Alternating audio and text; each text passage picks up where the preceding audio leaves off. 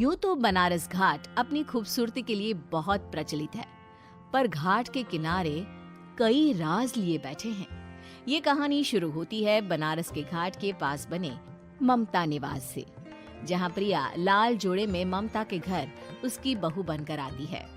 आओ आओ बहू, घर को अपने पैरों से पवित्र करो। ममता घर की दहलीज पार कर ही रही होती है कि अचानक एक बहुत गंदी सी बास पूरे घर में फैल जाती है।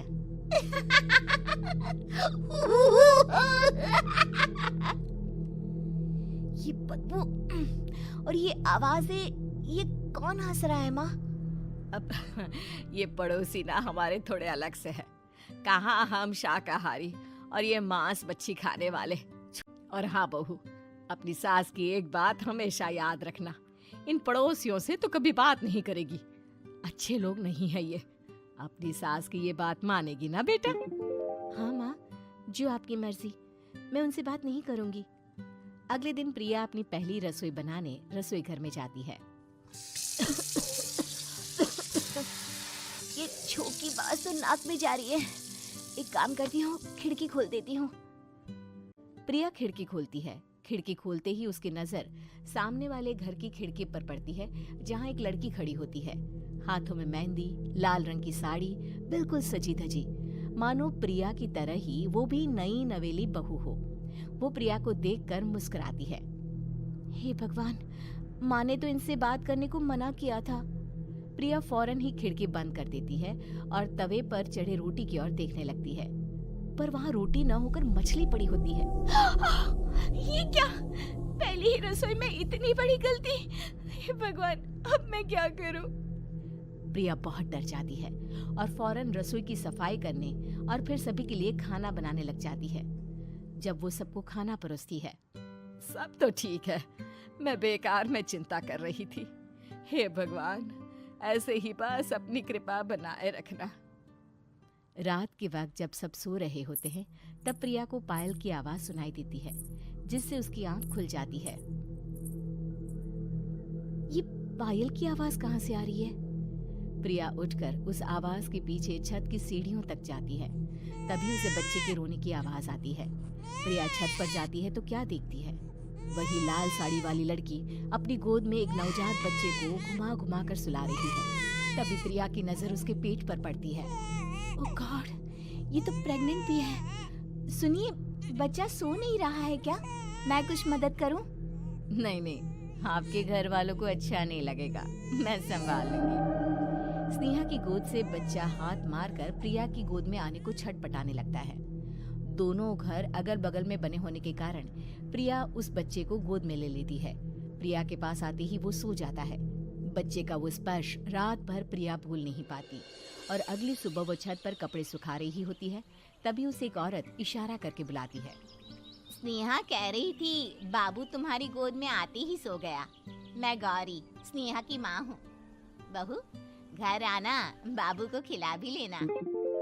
शाम को जब घर पर कोई नहीं रहता, बच्चे से मिलने के लिए प्रिया छिपकर अपनी पड़ोसन के घर चली जाती है और कुछ देर बच्चे को खिलाकर वापस लौट आती है। इसके कुछ दिन बाद ही प्रिया को पता चलता है कि वो माँ बनने वाली है। ममता की खुशी का ठिकाना नहीं रहता।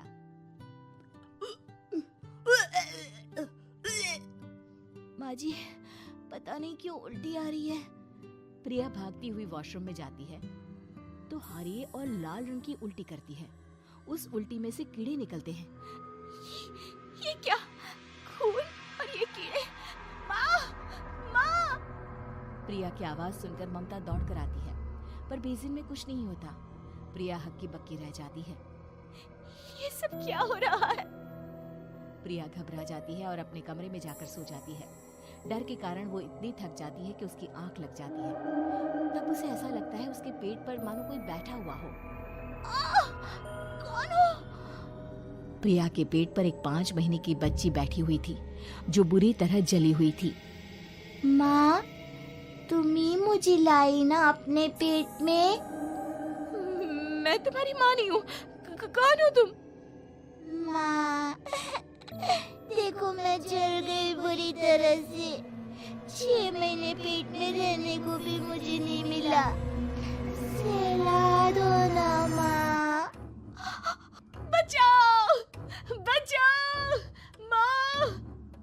ममता दौड़कर कमरे में आती है। प्रिया की बातें सुनकर वो सब समझ जाती है। तू कहीं बगल वाले घर में तो नहीं जाकर आई ना बहू? मुझे माफ कर दो, मैं गई थी माँ। उस घर में सब मरे हुए हैं बहू। कई साल पहले स्नेहा उस घर में बहू बनकर आई थी। कुछ ही दिन में वो एक बच्चे को जन्म देने वाली थी। पूरा घर बच्चे के आने की खुशी में खोया था कि एक दिन अचानक उस घर में आग लग गई।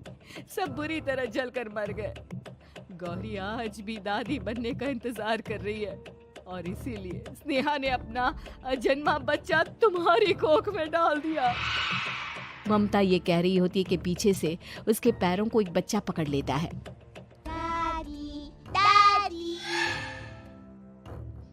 माँ, स्नेहा की गोद में यही बच्चा था। ये बच्चा कौन है फिर? तेरी मौत है। तेरी भी दादी। जिस चीज का ममता को डर था वही हो गया। ममता निवास के ऊपर मौत ने चादर बिछा दी थी। प्रिया का पेट ऐसे बढ़ जाता है मानो 9 महीने का हो। 2 हाथ उसके पेट से बाहर निकलते हैं।